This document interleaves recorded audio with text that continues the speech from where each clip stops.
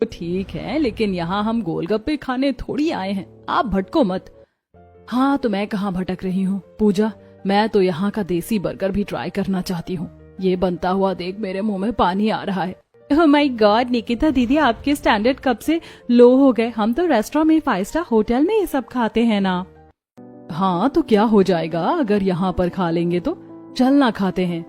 वो तो ठीक है, लेकिन खाते खाते आप निगरानी रखना, आसपास की जगह ऊपर अगर कुछ अलग दिखे तो बताना, हमें जल्द से जल्द इन्फॉर्मेशन इकट्ठी करनी है। आखिर तीनों किस इन्फॉर्मेशन के बारे में बात कर रही थी, किसे ढूंढ रही थी, ये देखने के लिए हम आगे कहानी में बढ़ते हैं। तीनों बहनें देसी बर्गर खाने साथ वाले ठेले पर पहुंच जाती हैं। निकिता बर्गर खा रही थी, पूजा और शिप्रा पीछे अपने बर्गर का वेट कर रही थी। इतने में एक ट्रैक्टर वहां से गुजरता है जो दोनों को मारने वाला था, लेकिन सौरभ और अंकित आकर बचा लेते हैं। अरे भगवान का लाख लाख शुक्र है कि आप दोनों बच गई। थोड़ा ध्यान रखना चाहिए, आप गांव के बाजार में हो, किसी खाली सड़क पर नहीं, वैसे भी यहाँ के रोड कच्चे होते हैं। जी शुक्रिया, हमारा ध्यान कहीं और था, अच्छा हुआ आपने हमें बचा लिया। तभी बर्गर खाते हुए निकिता को एक आदमी गंदी निगाहों से देखता है और उसका दुपट्टा छूने ही वाला होता है कि केशव देव उसका हाथ मोड़ देता है और मुक्का मार के जमीन पर पटक देता है। इतने में निकिता डर जाती है। हाँ मम्मी। साले तेरी हिम्मत कैसे हुई? क्या सोच रहे हैं कि मार्केट में कोई तेरी हरकतों को नहीं देखेगा? भाग जा यहाँ से। वो आदमी डर के उठकर भाग जाता है। आपने कब देख लिया इस गुंडे को? अब हमारी दुकान पर तो कोई नहीं है। चिंता मत करो मुंशी जी, मैं कहकर आया था, वो निगरानी रख रहे हैं। 2 मिनट लेट कर देता तो वो घिनौना आदमी कुछ भी कर सकता था। मुझे बचाने के लिए शुक्रिया, मुझे पता होता तो मैं मार देती। दीदी आप ठीक तो हो ना? मैं डर गई थी। हाँ दीदी, हम भी बाल बाल बचे हैं। आप लड़कियां होकर इतना आराम से कैसे घूम सकते हैं? आसपास ध्यान रखिए, आजकल माहौल बहुत खराब है, चाहे शहर हो या गाँव। जी आपने बिल्कुल ठीक कहा, एक बार फिर आप तीनों का शुक्रिया। तीनों बहनें उसी गांव में किराए के कमरे में चली जाती हैं। ओह माय गॉड कितनी गर्मी है, यहाँ तो एसी कूलर भी नहीं है, हम कैसे रहेंगे? जैसे 2 हफ्ते से रह रहे हैं ऐसे ही, और आगे रहेंगे। भूल मत हम इस गांव में क्यों आए हैं, और अपने मकसद के लिए हमें कुछ भी सहन करना पड़ेगा। आखिर मैं पुलिस वाली हूँ और तू सीबीआई डिपार्टमेंट के ऑफिसर। हाँ हाँ, मेरे जैसे वकील की तो कोई वैल्यू ही नहीं है, लेकिन देखना सारे सबूत पकड़ लूंगी। तो अभी तक कुछ उखाड़ा क्यों नहीं है तूने? बहुत रात हो गई है, फिलहाल के लिए सो जाते हैं, कल फिर से इस बाजार में तहकीकात करने के लिए निकलेंगे। तीनों बहनें बड़ी मुश्किल से खटिया पर सोती हैं। दरअसल वो तीनों एक अमीर परिवार से थी जो अपने मिशन पर निकली थी। कल वो फिर उसी बाजार में जाती हैं जहाँ फेरी वाले से खिलौना खरीदती हैं। कितनी मेहनत से आप एक एक खिलौने को बनाते हैं। ऐसा कीजिए, ये 5 खिलौने मुझे दे दीजिए, ये लीजिए आपके पैसे। उन तीनों बहनों को एक लड़का छेड़ता है कि साड़ी की दुकान पर से तीनों भाई बाहर आ जाते हैं। लड़कियों के बगल में खड़े होने से ही वो लड़का डरकर भाग जाता है। न जाने ये लफंगे समझते क्या है अपने आप को? अच्छी लड़की देखी नहीं कि घूरने आ गए। क्या बात है, आप तीनों फिर से यहाँ? अरे हाँ, क्योंकि आप तीनों भी तो कल की तरह फिर से यहाँ हैं। बोला था सावधान रहो, लेकिन आप तीनों एक समझती नहीं है। वैसे हमारी दुकान सामने है, हम साड़ियाँ बेचते हैं। इम्प्रेसिव, आपकी इतनी अच्छी साड़ी की दुकान है, फिर भी ऐसा हाल बना रखा है। मालिकों को ऐसे शोभा नहीं देता। आप गलत समझ रही हैं, हम इस दुकान के मालिक नहीं है, एक मामूली मजदूर है जो यहाँ काम करते हैं। वैसे आप तीनों को देखकर लगता नहीं है कि आप इस गांव की हैं। हाँ, वो दरअसल हम तीनों शहर से आए हैं गांव घूमने। सुना है जंगली पेड़ पौधे गांव काफी अच्छा है, हम घूमना चाहते हैं। आप तीनों को यहाँ नहीं आना चाहिए था, आप लड़कियां हैं। तो क्या हुआ, हम तीनों डरते नहीं किसी से। वैसे कोई बात है क्या इस गाँव में? नहीं, ऐसी कोई बात नहीं है, बस लड़कियों को सावधान रहना चाहिए। वैसे हम तीनों आप तीनों को इस जगह के बारे में काफी बातें बता सकते हैं, घुमा सकते हैं अगर आप चाहो तो। दीदी यही सही मौका है, हाँ कर दो। हाँ, अब तो हमारे 2 बार मुलाकात हो गई है और आपने हमें बचाया भी है। अगर आप हमें ये गांव दिखा देंगे अच्छे से तो हमें खुशी होगी। वैसे भी इस अनजानी जगह में हम आप पर ही भरोसा कर सकते हैं। तीनों मान जाते हैं। अगले दिन तीनों भाई तीनों बहनों को शिलापुर का गांव दिखाते हैं जहां बहुत सुंदर वनस्पतियां थीं। काफी सुंदर जंगल था जिसे पार करने के बाद खूबसूरत झरना आता है। वैसे ये जगह काफी इंटरेस्टिंग है अंकित जी। ओहो, 2 बार बता दिया आपको। इस जंगल में मंकित नहीं अंकित नाम है मेरा। अच्छा, और क्या अंकित जी, अब मैं ये नाम याद रखूंगी। निकिता चल ही रही थी कि पाँव में झाड़ी आने की वजह से वो फिसल जाती है। उसी दौरान केशव उसे अपनी बाहों में थाम लेता है और दोनों की आंखें लड़ जाती हैं। आप ठीक तो है ना? हाँ मैं ठीक हूँ, आपने मुझे बचा लिया। ऐसे ही दिन गुजरते हैं। तीनों भाई रोज उन तीनों बहनों से मिलने आते हैं और गांव के अलग अलग चीजों के बारे में बताते हैं। लेकिन सिर्फ अच्छी बात है, उस गांव में एक बड़ा सच भी था जो अभी तक उन तीनों के सामने नहीं आया था। ज्यादा मुलाकात होके चलते तीनों भाई तीनों बहनों को पसंद करने लगते हैं और तीनों बहनें मंदिर में शादी कर लेती हैं। फाइनली आज हमारी शादी हो गई केशव। हाँ, मैं बहुत खुश हूँ। माँ भी बहुत खुश होंगी, एक साथ उसकी तीनों बहू आ गई। मम्मी पापा होते तो कितना खुश होते निकिता दीदी। हाँ, वो बहुत खुश होते। पर आप हमारे साथ तीनों रह लोगी ना, क्योंकि आप तो शहर वाली हैं, पता नहीं गांव में कैसे रह पाएंगी। सौरभ, अब तो ये मत सोचो। हाँ, माना शहर के पढ़े लिखे हैं, सुविधाओं में रहे हैं, गांव में रहने की आदत नहीं है, लेकिन हम तीनों बहनें आपसे प्यार करते हैं तो रहना भी सीख जाएंगी। हाँ, बस खाना बनाने की गारंटी नहीं है। वो तो भाभी माँ आपको सिखा देंगी। भैया अंधेरा होने से पहले घर पहुंच जाते तो बेहतर रहेगा, आपको तो पता ही है। हाँ हाँ चलो, लेकिन उससे पहले ये शॉल ओढ़ लो। अरे लेकिन क्यों, इतनी गर्मी में ये जरूरी है? हमारा लहंगा दिखना तो चाहिए। अरे नहीं नहीं, आप तीनों इस लहंगे को ढक लो, वही बेहतर रहेगा। हम नहीं चाहते कि हम गांव में किसी को बताएं हम तीनों भाई ने शादी कर ली। आपको पता तो है, फिर लोग कितनी बातें करेंगे। अच्छा ठीक है, हम ढक लेंगे। शाम के 6 बज रहे थे, अंधेरा होने को था। तीनों बहनें भगवान का आशीर्वाद लेकर शॉल पहनकर मंदिर से निकल जाती हैं। तीनों भाई सावधानी से उसे अपने घर में ला रहे होते हैं कि पड़ोसन सरिता उसे रोक लेती है। अरे केशव, सौरभ, अंकित, ये तीनों लेडीज कौन है? दिखने में तो बड़ी सुंदर है। वो हमारी जान पहचान की हैं, कुछ काम से आई हैं। अरे लेकिन इन तीनों के पाँव के घुंघरू और ये लाल जोड़ा तो कुछ और ही कह रहा है। कहीं तुम तीनों ने शादी? अरे नहीं नहीं आंटी, आप गलत समझ रही हैं। ये तो किसी की शादी में से आ रही हैं। हम ऐसा। लेकिन बेटा तुम्हें तो पता है ना, सावधानियां नहीं यहाँ, वो घोड़े वाले। अरे अभी हम चलते हैं, हम आपसे बाद में बात करेंगे। तीनों भाई अपनी पत्नियों को घर के अंदर हाथ पकड़ कर ले आते हैं। गायत्री के हाथों में आरती की थाली यूं ही रह जाती है।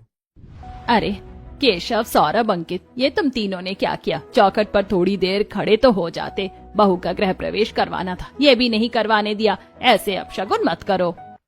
अरे माँ, अभी क्या बेकार की बातें लेकर बैठ गई हैं? ऐसा कुछ नहीं है। हम अंदर जल्दी नहीं जाते तो वो बाहर पड़ोसी वाले देखकर बातें बनाने लगते हैं, और हम नहीं चाहते कि कोई बातें बनाए।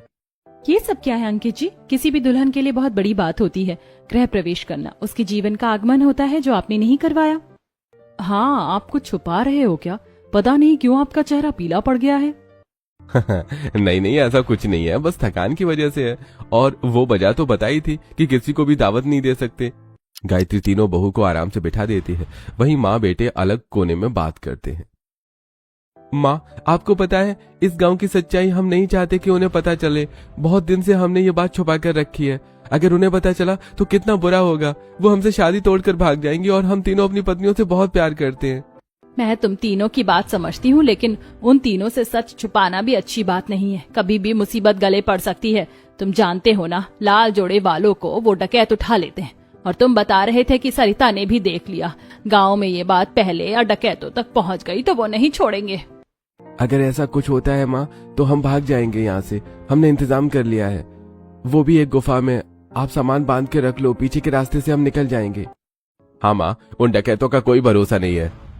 ओह माय गॉड दीदी, कितनी गर्मी है। कैसे छोटा सा झोपड़ी टाइप घर है। हाँ, पता नहीं हम यहाँ कैसे रहेंगे। ये तीनों कुछ तो हमसे छुपा रहे हैं, लेकिन पता नहीं क्या बात छुपा रहे। मैं भी पुलिस वाली हूँ, ढूंढ के रहूंगी। हाँ दीदी, कुछ तो मुझे भी ऐसा लग रहा है, लेकिन क्या समझ नहीं आ रहा। उनके चेहरे पर एक अलग ही डर दिख रहा है, माँ जी के भी। पूजा, इन लोगों को भी नहीं पता चलना चाहिए कि हम यहाँ क्यों आए हैं, सिर्फ और सिर्फ अपनी बहन को ढूंढने के लिए। और उसके लिए हमें सब कुछ बर्दाश्त करना होगा। माँ घड़े से पानी निकाल कर तीनों बहू को देती है। इतने में घर के बाहर कई तेज घोड़े के भागने की आवाज आती है। गांव में अफरा तफरी मच जाती है। लोग चिल्ला चिल्ला के इधर उधर भागकर अपने घर में बंद हो जाते हैं। तब घोड़े पर सवार डाकू गोली चलाता है। कहाँ भाग रहे हो सबके सब? पता तो है तुम्हें हमें क्या चाहिए? राम प्रकाश की बेटी की शादी होने वाली होती है। उसके हाथों में मेहंदी लगी थी। तभी दूसरा डकैत उसके घर में जाकर उस लड़की को खींचकर घोड़े पर बिठा देता है, और वो लड़की चिल्लाती है, छोड़ो मुझे, छोड़ो मुझे, अपने माँ बाप के साथ छोड़ दो। अरे अब तो भी गई।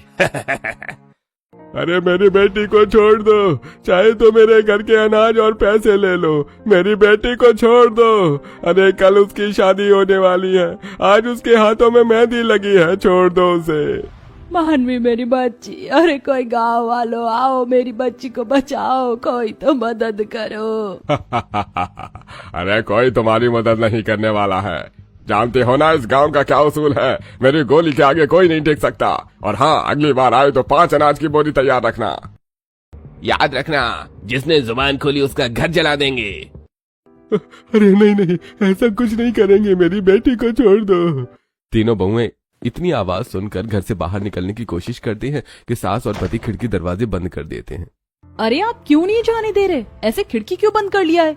कोई मुसीबत में है, कितनी आवाज आ रही है, चलिए हम मदद करने चलते हैं। हाँ चलिए, हमें मदद करनी चाहिए, मैंने शपथ खाई है। क्यों बहू, शपथ पुलिस वाले लोग लेते हैं, तू क्या पुलिस वाली है? वो नहीं माँ जी, मेरा मतलब है कि मैं कसम खाई हूँ कि मेरे सामने कुछ बुरा होगा तो मैं चुप नहीं बैठूंगी। देखो ये गांव है, तुम ऐसे बाहर मत जाओ, तुम सबकी जान को खतरा हो सकता है, हमें यहाँ से फौरन निकलना होगा। लेकिन बात क्या है, कौन है ये लोग जो गोली चला रहे हैं? ये सब हम बाद में बताएंगे, पहले हम चलते हैं। गायत्री और तीनों बेटे अपनी पत्नियों को सावधानी से घर के पीछे से जंगल से होते हुए भगाते हैं। हम कहाँ जा रहे हैं ऐसे भागकर, कुछ समझ नहीं आ रहा।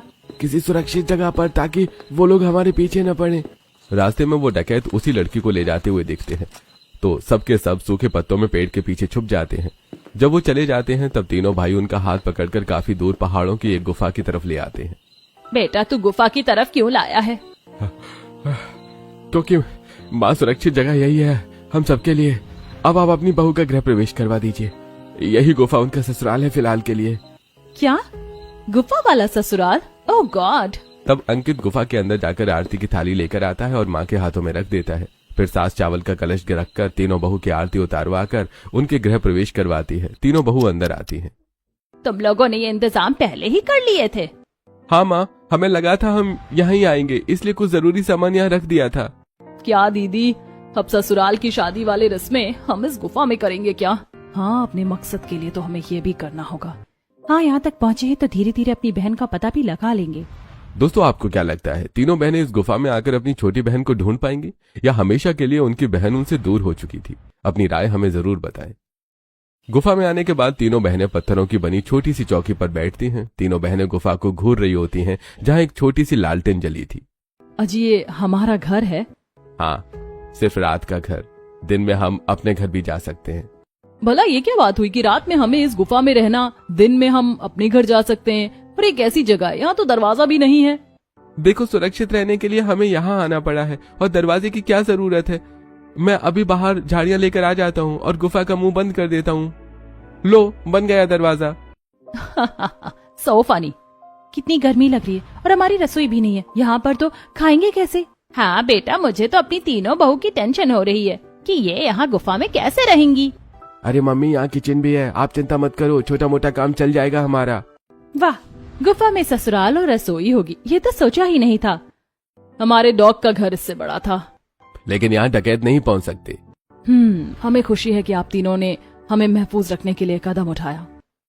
तीनों बहू एक दूसरे का मुंह देखने लगती हैं। तीनों पति सूखी घास का बिस्तर बना देते हैं। साइड में मिट्टी का घड़ा होता है, कुछ पुराने बर्तन, लकड़ियों का ढेर, लालटेन कोने में रखी थी, 2-3 छोटी बोरी में अनाज था। तीनों बहू उस घास के बिस्तर पर लेट जाती हैं। किसने सोचा था कि शादी के बाद गुफा में रहना होगा? देखिए शिप्रा जी, हमें अच्छा नहीं लग रहा है, लेकिन क्या करें, आपकी सेफ्टी से ज्यादा कुछ भी इम्पोर्टेंट नहीं है ना। हाँ कोई बात नहीं, बुरा मत मानिए। सबके सब काफी ज्यादा थके हुए थे, इसलिए लालटेन की रोशनी कम करके वो सब सो जाते हैं। सुबह गुफा में चिड़ियों के चहचहाने की आवाज आती है। 6 बजे सब उठ जाते हैं। बेटा, यहाँ पर पानी वगैरह कैसे मिलेगा? बहू को तैयार भी तो होना है और आज बहू की पहली रसोई की रस्म भी करनी है। हाँ, हम 3 अमीर बहू गुफा में पहली रसोई की रस्म करेंगे। How sad and how bad. Side में एक और गुफा में झरने से हमने पानी लाकर रख दिया है, आप बारी बारी से नहा लेना। जी। तीनों बहू एक एक करके नहाकर अपनी पहली रसोई के लिए तैयार हो जाती हैं, जहां पति थोड़ी और पतली लकड़ियां लाकर रख देते हैं। माँ, खाने पीने का जो है यही है, तो इसी में देख लेना पहली रसोई का। बहू, घर में ज्यादा कुछ नहीं है, बस बाजरा, आलू और थोड़ी दाल है। इतने से खाना बनेगा माँ जी? गरीब का चूल्हा जुगाड़ से ही जलता है बेटी। गुफा के अंदर चूल्हे ठीक से तैयार नहीं थे। तब तीनों बहुएं 3 बड़े पत्थर जमा करती हैं, चूल्हा बनाकर लकड़ियां रखती हैं। पूजा 2 पत्थरों से आग जलाने की कोशिश करती है। तब अंकित सूखी पत्तियां लकड़ियों के बीच में रख देता है और जोर जोर से 2 पत्थरों को रगड़ता है, जिससे आग जल जाती है। अरे वाह, आखिर चूल्हा जल गया। तभी निकिता के मुंह पर सीधा धुआं आ जाता है, जिससे धुआं उसकी आंखों और गले में चुभता है और वो खांसने लगती है। डकैत पकड़ना आसान है, आग जलाना नहीं। अपने घर में तो हम यूं ही गैस को जला लिया करते थे। हाँ दीदी, लेकिन यहाँ गुफा में ऐसे ही काम चलाना पड़ेगा। बहू, जैसा बन जाए बना दो, बाकी मैं तुम्हें बता देती हूँ। हाँ माँ जी, आप बता दीजिए, क्योंकि हमने चूल्हे पर कभी ऐसे खाना नहीं बनाया। हमारी रसोई बहुत अलग थी और जो सामान है हमें आता भी नहीं है बनाना। देखो, बाजरे की रोटी बना दो और एक दाल तड़का बन जाएगी, और आलू है तो आलू की सूखी सब्जी। तब तीनों बहू 3 चूल्हे पर सास के बताने पर वैसा वैसा बनाती है कि शिप्रा निकिता की रोटी देखकर जोर जोर से हंसने लगती है। दीदी एक बात बताओ, क्या आपने पाकिस्तान का नक्शा बनाया है, ऑस्ट्रेलिया का या फिर श्रीलंका का? क्योंकि ये रोटी कहीं से भी गोल तो नहीं लग रही। हाँ दीदी चुप करो तुम दोनों, खुद जब बाजरे की रोटी बनाओगी ना तब पता चलेगा कितना अजीब आटा है ये। इसकी कैसे बनेगी गोल रोटी? जरूर ये आटा ठीक से पीसा नहीं है। तब सभी लोग निकिता की बातों पर हंसने लगते हैं। बहू तो भी ना। अरे हाँ, आटे की गलती है, वो ठीक से पिसा नहीं है ना शायद। चिंता मत करो निकिता, मैं दूसरे आटे का इंतजाम करूंगा ताकि तुम्हारे हाथ से गोल रोटी ही निकली। मुझे नहीं बनाना इस गुफा में पहली रसोई का खाना। अरे अरे भाभी, परेशान मत होइए, हम सब तो बस मजाक कर रहे थे। क्या करें, यहाँ टीवी नहीं है ना। हाँ वो तो है, टीवी नहीं है। फर्स्ट टीवी होता तो गुफा के अंदर नेटफ्लिक्स चल करते। अरे यहाँ बिजली नहीं है और आपको नेटफ्लिक्स चाहिए। थोड़ा अंधेरा सा लग रहा है, यहाँ फोन चला लेती हूँ। ओहो, ये तो चल भी नहीं रहा, बैटरी नहीं है। बेटा तू गुफा में है, जो नेटवर्क एरिया में शहर की बिजली यहाँ नहीं चलती। बहू, माँ जी मुझे दाल में पानी डालना है, पीने का पानी कहाँ है? मैं तुम्हें दिखाता हूँ पीने का पानी इस गुफा में कैसे और कहाँ से आता है। पूजा को गुफा के थोड़े अंदर अंधेरे वाले हिस्से में ले जाता है, जहाँ चट्टान से हर सेकंड पानी टपकता रहता है। ये है पानी भरने का राज। हमने कल रात को बाल्टी लगा दी थी, देखो 2 बाल्टी तो भर गई है। आखिर बूंद बूंद से ही सागर बनता है। इसका मतलब हम तो यहाँ डूब जाएंगे अगर सागर बन गया तो। पूजा, लॉजिक कहाँ है बेटा? मतलब देवर जी एक बाल्टी पानी भरने में पूरी रात निकल जाएगी? हाँ भाभी, अब हमें यही रोज करना होगा। शिप्रा दाल भीज कर नजरें चुराकर अपनी बहन के बगल में बोलती है। ऐसी गरीबी से भी गुजरना पड़ेगा, पता नहीं था। कुछ ही देर में तीनों बहुएं गुफा के अंदर अपनी पहली रसोई का खाना तैयार कर लेती हैं। निकिता ने बाजरे की रोटी बनाई होती है, पूजा ने दाल बनाई होती है और शिप्रा आलू की सूखी सब्जी बनाती है। तब उनके परिवार वाले खाना खाते हैं। बाजरे की रोटी थोड़ी जली थी, दाल में नमक ज्यादा था, आलू थोड़े कच्चे रह गए थे। इतना होने पर भी तीनों के पति और सास बिना शिकायत के मुस्कुरा के खाना खाते हैं। वाह बहू, तुमने तो पहली रसोई में ही बहुत अच्छा खाना बनाया है, मजा आ गया, सच में बहुत स्वादिष्ट है। हाँ सच में, मुझे तो आलू की सब्जी बहुत अच्छी लगी। नहीं, हम मान नहीं सकते कि हमने अच्छा खाना बनाया, पहली बार बनाया है, वो भी गुफा में ऐसे। और मेरी तो रोटी भी जली हुई है, तो इन दोनों की क्या गारंटी लूं? अच्छा दीदी, हम भी खाकर देख लेते हैं, भूख तो मुझे भी बहुत जोर से लगी है। तीनों बहनें जैसे ही अपना अपना बनाया हुआ खाना खाती हैं, खाना उगल देती हैं। छी, ये क्या है? ये हमने बनाया है? छी, आप लोग कैसे खा गए इतने प्यार से? आलू की सब्जी कच्ची रह गई। सच में मेरी जली हुई बाजरे की रोटी बिल्कुल स्वादिष्ट नहीं है। मेरी बनाई दाल तो बहुत ज्यादा खारी है, आपने झूठ क्यों बोला? मेरी तीनों अमीर बहुओं ने ऐसी स्थिति में भी संयम बनाए रखा और इतने प्यार से खाना बनाया है, कैसे ना खाएं? इसमें तुम्हारी मेहनत का स्वाद है और प्यार का भी है। और जब हमारी पत्नी इतने प्यार से बनाएगी तो कैसे खाने से इनकार कर सकते हैं? उस वक्त तीनों बहनों की आंखों में आंसू आ जाते हैं। उन्हें पहली बार गरीबी का एहसास होता है। तीनों बेटे काम करने अपनी दुकान पर पहुंच जाते हैं। फिर मटके का पानी पीकर बहुएं आराम करती हैं और फिर गुफा से बाहर निकलती हैं। अरे तुम तीनों कहाँ जा रही हो? गुफा से बाहर जाना सही नहीं है, अगर वो डकैत आ गए तो। माँ जी आप चिंता मत कीजिए, हम बस यहाँ से 10-15 मिनट के लिए ही बाहर जा रहे हैं और बाहर नहीं निकलेंगे। ठीक है, ध्यान से जल्दी आना। इस बीच तीनों बहुएं गुफा से बाहर अपने सीबीआई मोड में निकल जाती हैं। बहन को ढूंढने के लिए वो हर झाड़ी, हर रास्ते को बारीकी से देखते हुए गुजरती हैं, जहाँ कुछ नहीं मिलता और एक गुफा पर त्रिशा नाम लिखा हुआ मिलता है और वहाँ कुछ खरोंच भी होते हैं। त्रिशा, शिप्रा, पूजा, देखो यहाँ पर त्रिशा का नाम लिखा हुआ है, वो भी खरोच खरोच के। मुझे लगता है हमारी बहन ने ये सुराग छोड़ा है। दीदी मुझे पूरा यकीन है कि ये त्रिशा ने ही लिखा है हमारे लिए, ताकि हम उसे ढूंढ ले, बस हमारी बहन हमें जिंदा मिल जाए। पूजा ऐसा ही होगा, बुरा सोचने का कोई स्कोप नहीं है। तीनों बहनें जंगल में और आगे जाती हैं। तभी उनके पति आ जाते हैं। अरे तुम तीनों यहाँ क्या कर रही हो? पता है ना आगे कितना घना जंगल है, गुफा से बाहर क्यों निकली? हाँ, डकैतों का कोई भरोसा नहीं है, तुम्हें अंदर होना चाहिए। अंदर तो हम चले जाएंगे, लेकिन हमें इनके बारे में तो बताइए। कल रात को इतनी गोलियां चली, इतनी चिल्लाने की आवाज आई, क्या हो रहा है आपके गांव में, हमें बताइए। प्लीज अब हमें सच सच बता दीजिए, वरना हमें खुद सबूत ढूंढना आता है। इंस्पेक्टर की निगाहों से बचना मुश्किल है। मेरा मतलब सच आखिर कब तक आप छुपा सकते हैं हमसे? देखो सीधी सी बात यह है कि गांव में डकैत आ गए हैं। वो लोग खतरनाक होते हैं, तुम लोगों को किडनैप भी कर सकते हैं, चोरी चकारी करते हैं, बस इसीलिए सुरक्षित रखने के लिए गुफा में लाए हैं। जीजू, जितनी आसानी से आपने बता दिया, ये इतनी छोटी बात तो नहीं लग रही। हम वहां भी रह सकते थे। नहीं, हम वहां नहीं रह सकते थे शिप्रा। ऐसे ही दिन गुजरते हैं। तीनों बहनें जैसे तैसे गुफा में संघर्ष करती हैं, खाने पीने के लिए जंगल के पत्तों से देसी चटनी बनाती हैं। बड़ी मुश्किल से रहन सहन होता है और दिन में वो अपने गांव में भी जाते हैं। घूंघट करके गांव की औरतों से कुएं पर बात करती हैं। काकी एक बात बताओ, इस गांव में डकैत इतने क्यों आते हैं? कोई बात है क्या? सब लोग इतना डरे रहते हैं। इस गांव के ऊपर डकैतों का साया हमेशा से मंडरा रहा है। वो लोग बहुत खतरनाक हैं, लोगों को भी मार सकते हैं। कितनी लड़कियों को उठा लिया है उन्होंने। तो काकी, आप लोगों को पुलिस वालों का सहारा लेना चाहिए ना, वो बचा लेंगे। नहीं नहीं, तुम उन लोगों की बात मत करो, उनके आगे पुलिस भी कुछ नहीं है, पुलिस भी डरती है। तब गायत्री अपनी बहुओं को बुला लेती है और पीछे के दरवाजे से वो अपने घर में घुसते हैं। बहुओं, यहाँ ज्यादा किसी से बात मत किया करो, किसी को नहीं पता कि हम यहाँ पर हैं। अंधेरा होने से पहले ही निकल जाएंगे। मैंने कुछ जरूरी सामान ले लिया है यहाँ से। ठीक है माँ जी। शाम को तीनों बेटे भी आ जाते हैं। वो निकल ही रहे होते हैं कि इतने में डाकू फिर से आ जाते हैं और गोली चलाने लगते हैं। कोई नया शिकार नहीं मिला, चलो आज डाका ही डाल लेते हैं। हरिया पप्पू, निकालो इनके घरों से गहने और पैसे। ठीक है सरदार जी। तीनों बहू ये खौफनाक मंजर खिड़की से देखकर सहम गई थीं और फिर बाहर जाने की कोशिश करती हैं, लेकिन गायत्री हाथ पकड़ लेती है। हमने हमारे जरूरी सामान गहने निकाल लिया है, बहू चल यहाँ से। तीनों बहू फिर से पीछे के रास्ते से अपनी सास के साथ भाग जाते हैं और गुफा में पहुंच जाती हैं। भागते भागते शिप्रा के हाथ में नीली चुन्नी आ जाती है। ये चुन्नी इस रास्ते पर? ये तो मैंने ही त्रिशा को गिफ्ट की थी उसकी ट्रिप पर जाने से पहले। बहू रुकी क्यों है, चल। जी माँ जी। रात को सबके सो जाने के बाद तीनों बहनें उस चुन्नी को देखकर आसपास फिर सुराग ढूंढने लगते हैं, लेकिन कोई सुराग नहीं मिलता। हमें सबूत के तौर पर दीदी अपनी बहन की चुन्नी भी मिल गई। अब त्रिशा को भी जल्दी ढूंढ लेंगे।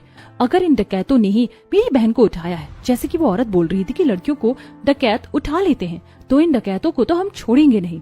हाँ, बस कैसे भी इनका अड्डा मिल जाए। पहले हम अंदर चलते हैं, कहीं हमारे पतियों को शक ना हो जाए। शक तो हो गया भाभी हम तीनों को। इतने दिन से देख रहे हैं आप तीनों कुछ छिपा रही हैं और पुलिस सीबीआई की तरह कुछ न कुछ ढूंढती रहती हैं। तुम तीनों सच सच बता दो कि तुम तीनों कौन हो? हमसे शादी भी अपने मकसद से की है क्या? तीनों के पति अचानक से गुफा के बाहर उन्हें देख लेते हैं और तीनों बहनों की सिट्टी पिट्टी गुल हो जाती है। फिर वो दूसरी गुफा में बैठते हैं जहाँ त्रिशा का नाम मिलता है। हम आपको सच सच बता देते हैं। दरअसल तीनों बहन अपने काम से घर आई थी, तभी उनकी छोटी बहन जिद करते हुए, मुझे बिल्कुल भी खबर नहीं हो रहा है, आखिर मेरी तीनों बहनें आ गई। दीदी मेरे कॉलेज से ट्रिप जा रही है एक गांव में, वहाँ की जगह बहुत खूबसूरत है, प्लीज मैं कल चली जाऊंगी ट्रिप पर। गांव और जंगल जैसी ट्रिप पर कौन जाता है कॉलेज से? दीदी प्लीज, मैं अपना ख्याल रखूंगी। एक वकील है, दूसरी पुलिस और एक सीबीआई ऑफिसर, फिर भी आप तीनों डर रही हो, मुझे तो नहीं लगता। अच्छा ठीक है, जा, कल चली जाना, तेरे लिए स्कार्फ लाई हूँ ये। थैंक यू दीदी। अगले दिन त्रिशा अपने ग्रुप के साथ कॉलेज ट्रिप के लिए निकल जाती है और उसी गांव के जंगल झाड़ी झरने को एक्सप्लोर करती है। 4 दिन बाद उसकी ट्रिप खत्म हो गई, लेकिन 1 हफ्ते तक वो नहीं मिली। तो हम तीनों बहनें पुलिस में जाकर कंप्लेन करते हैं, इन्वेस्टिगेशन करते हैं, अपनी टीम को काम पर लगाते हैं, लेकिन कुछ असर नहीं होता। तो हमें अपनी बहन का पता लगाने के लिए इस गांव में आना पड़ता है। पर हमें गांव की इन्फॉर्मेशन के लिए किसी ऐसे की जरूरत थी जो हमें सब कुछ बताए, इसीलिए हम आपके साथ थे और शादी हुई थी। प्यार तो नहीं करती ना, मतलब हमारी तरह? नहीं, वो बात नहीं है। कोई बात नहीं, हम तीनों आपकी बहन को ढूंढने में मदद करेंगे अब से। अब तीनों पति और बहुएं जाकर सो जाते हैं। अगले दिन उन्हें अपने पुलिस वाले लोगों से बात करनी होती है। आप तीनों के फोन की बैटरी धूप में रख दी है, इससे चार्ज हो जाएगा तो आपका फोन चल जाएगा। शुक्रिया। तीनों बहू अलग चलती हैं घूंघट करके और तीनों भाई भी गांव की ओर जाते हैं। तब मुखिया, अरे अंकित, सौरभ, केशव बेटा, आजकल तुम गांव में नहीं रहते, कहाँ रहने लग गए हो? और तुम्हारी शादी भी हो गई है क्या? वो वो तो पता है कि गांव में कैसा माहौल हो गया है, इसलिए थोड़ा गांव से दूर रहते हैं। माँ बेचारी अकेले परेशान होती है तो दुकान के पास ही किराए पर ले लिया है। अच्छा बेटा, चलता हूँ, सतर्क रहना। तब मुखिया के जाने के बाद सीबीआई शिप्रा। ये कौन आदमी था जो इतनी तहकीकात कर रहा था? ये हमारे गांव के मुखिया हैं, चलो तुम्हारी बहन का पता लगाते हैं।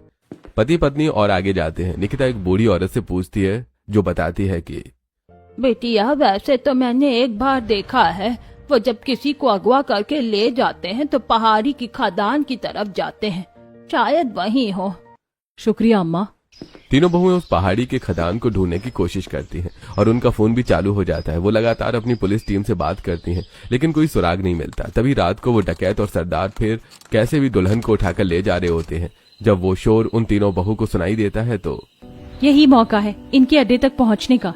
दीदी, सीबीआई टीम को खबर कर दो लोकेशन भेज के।